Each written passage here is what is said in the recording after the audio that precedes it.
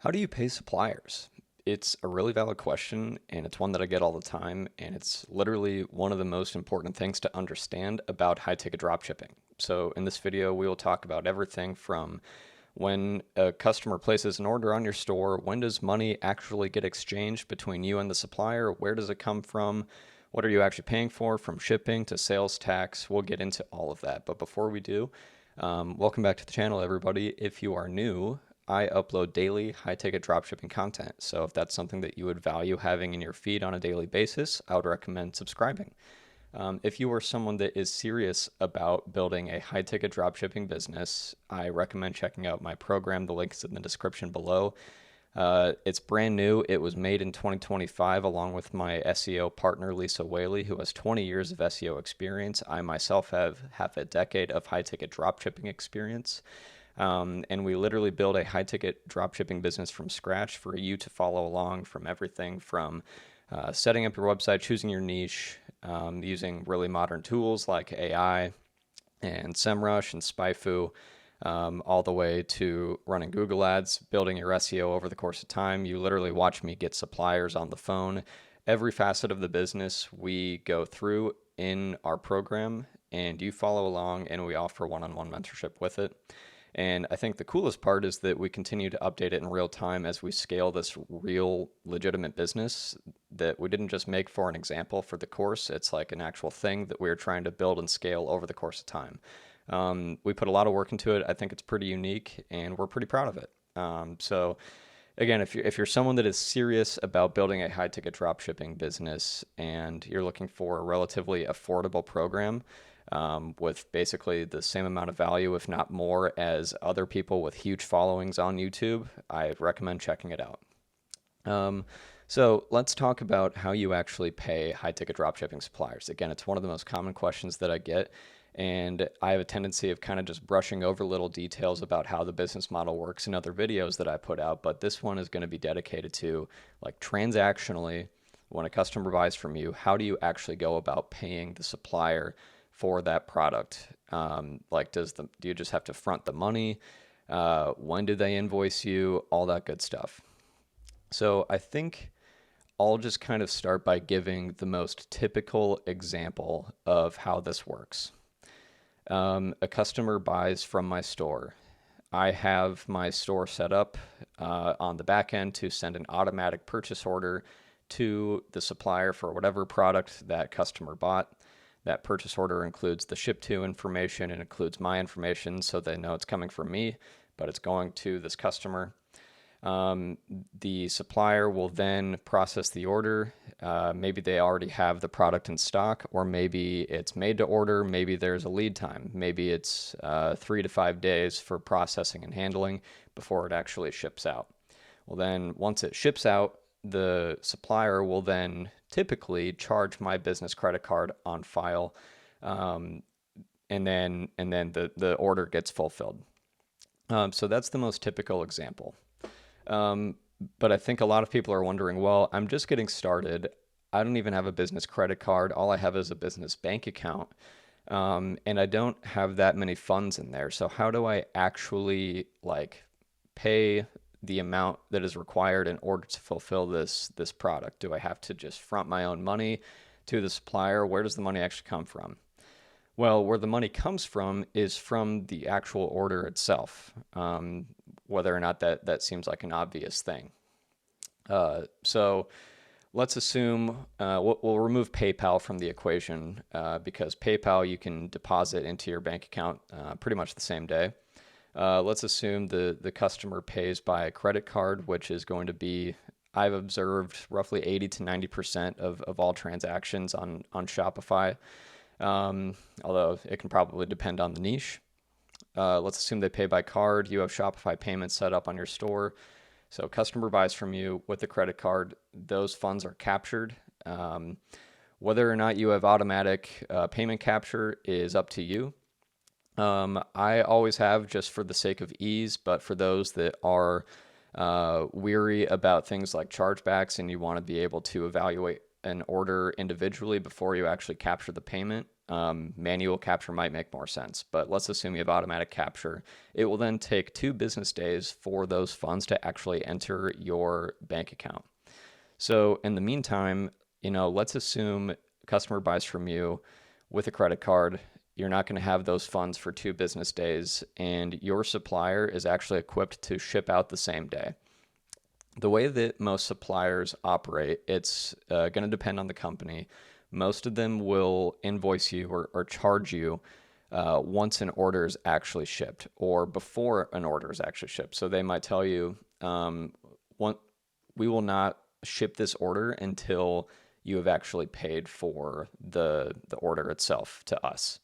And so in that case, you might have to just let them know, hey, in order for me to pay this invoice, I am going to have to wait, however many business days because of Shopify for these funds to enter so I can pay you. So in that case, you might just have to adjust the messaging on your website as far as shipping and handling time to like an extra day or two, just to allow those funds to actually arrive in your bank account so you can pay the supplier and they can fulfill the order.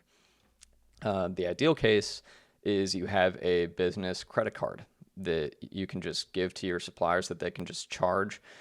So then you don't necessarily have to wait for those funds to enter your bank account in order to actually pay for them. And now, obviously, I don't want to give credit card 101, but you want to make sure you're able to pay off the balance as quickly as possible. But the huge advantage of having a business credit card for this purpose is you rack up a shitload of points for travel and cashback.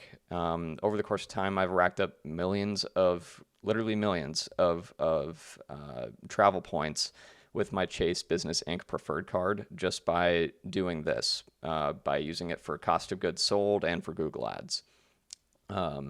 So that's kind of the ideal case, is where regardless of where your bank account is currently at, if an order comes in, you have to wait for those funds to enter your bank account, but you have a business credit card.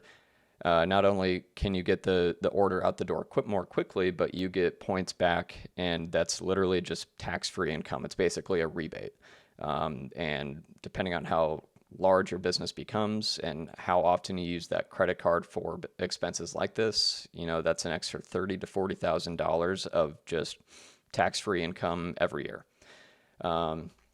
So let's talk about net terms.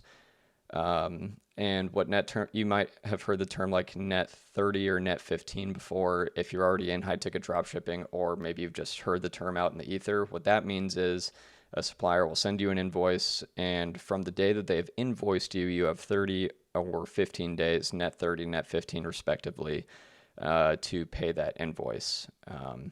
Some suppliers, they might offer to be able to have a credit card on file that they can charge for any orders that come in the door.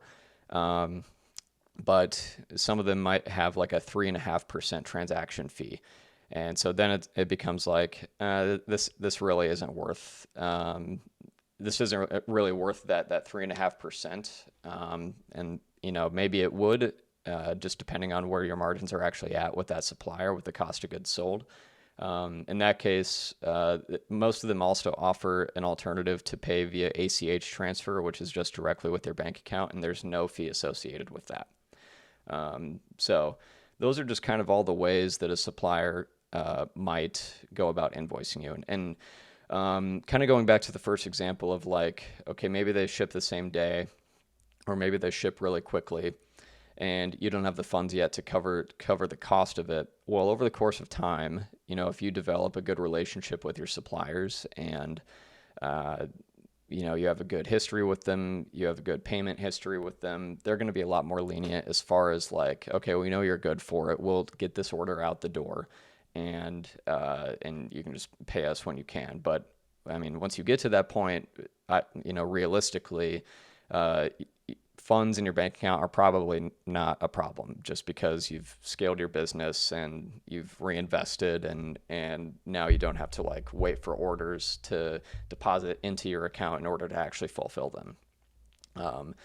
PayPal is kind of a different discussion, and I made a video specifically about this. So head to my channel. I talk about like on hold accounts with PayPal. I could talk for hours about the headaches of PayPal, but I won't get into it in this particular video. This particular, again, we're just kind of assuming paying by credit card, Shopify payments goes directly to your bank account. Okay, so let's talk about what you're actually paying for. The cost of shipping. We'll cover shipping and then we'll cover sales tax. So shipping, somebody has to pay for shipping along the chain of the transaction. So between the customer, you, and your supplier, somebody has to pay the carrier for shipping. And since the supplier is literally paying the carrier directly, because it's their freight account that you will be using, whether it's UPS, FedEx, LTL, they need to pay the freight account or the freight company shipping. Well, then that means they have to charge you shipping, because most of them are not going to offer free shipping. Some do, but that's pretty rare. And so then the question is, do you just eat the cost of shipping by offering free shipping on your website, or do you charge your customers shipping? And this is kind of a longer discussion, maybe for another video. I have always offered free shipping, but if the margins don't make sense and you're gonna lose money or make very little, then it probably makes sense to offer some sort of like flat rate shipping on your website, or maybe even like the true shipping cost, depending on like what industry you're in. And enter the specs of the product in Shopify, although that takes quite a while.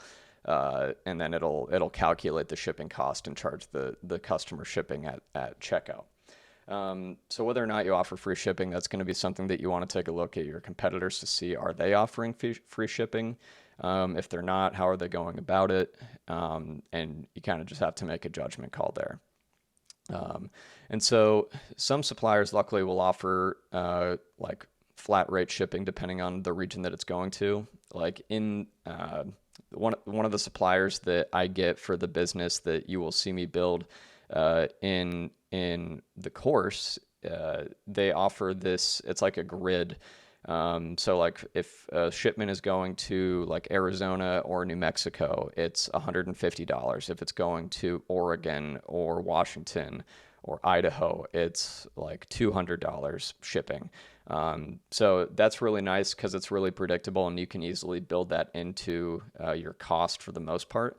Some suppliers offer like a nationwide flat rate shipping, which is great. Some of them will actually bake the cost of shipping into your price sheet, so you see upfront like what your true margin is. You don't have to guess on shipping, but for the most part, what I have found is when you get price sheets, it's not going to factor in shipping, and shipping will vary depending on where the product is going to and what the product is.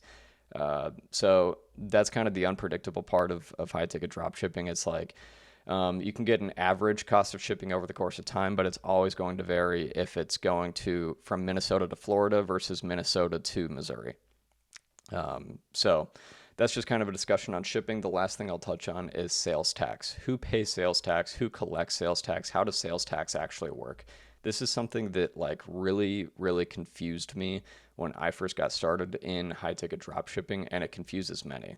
But it turns out it's actually pretty simple, and I'll do my best to kind of break it down in layman's terms. So in a transaction, if a customer is in a state where you or your supplier have economic nexus, somebody has to pay sales tax.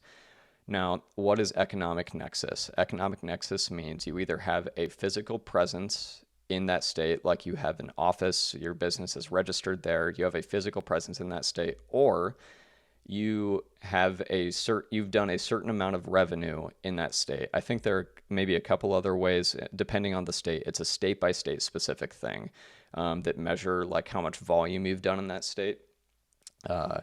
But for instance, like the state of Florida, if you have done $200,000 in revenue in that state, you are then legally obligated to get a sales tax permit in the state of Florida for my Iowa registered business, and start collecting sales tax on orders that are going to the state of Florida. And so who pays sales tax will depend on who has economic nexus in that state. So we'll go through a few examples here. So I'm registered in Iowa. My business is registered in Iowa. Let's say a customer places an order that is in the state of Iowa on my website.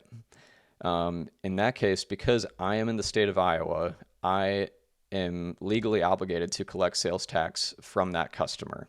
And then I am responsible for remitting that sales tax to the state of Iowa, the Iowa Department of Revenue.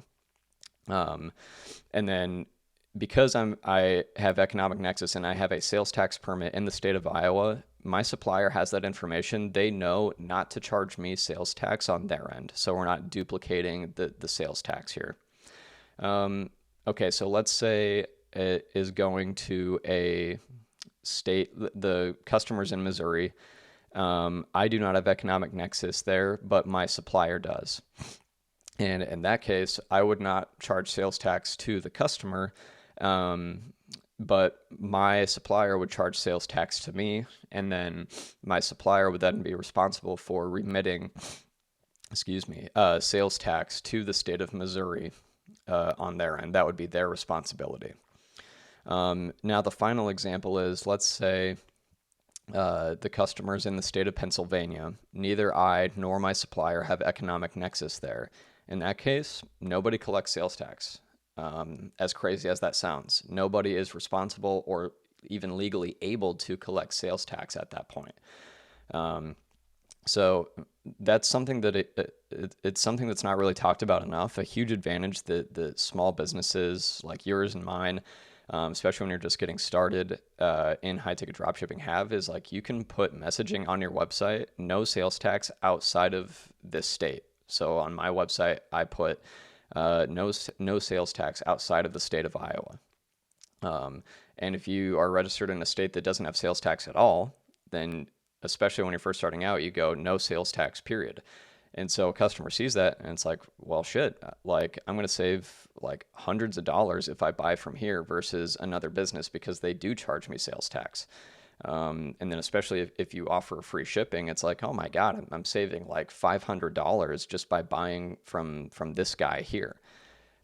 So that's kind of a little discussion on how sales tax works. If anything remains unclear on that, let me know in the comments, and I'm happy to clarify anything. But that's just kind of the anatomy of how transactionally high-ticket dropshipping works between you and your supplier, and the customer for that matter. But again, if you're new to the channel, subscribe for daily content like this, where I just kind of go into different facets of the business model of high-ticket dropshipping. And if you are someone that is serious, if you're a serious entrepreneur and you want to build a meaningful, long-lasting e-commerce business, I recommend checking out me and Lisa's high-ticket dropshipping program. The link is in the description below. We'll see you guys tomorrow.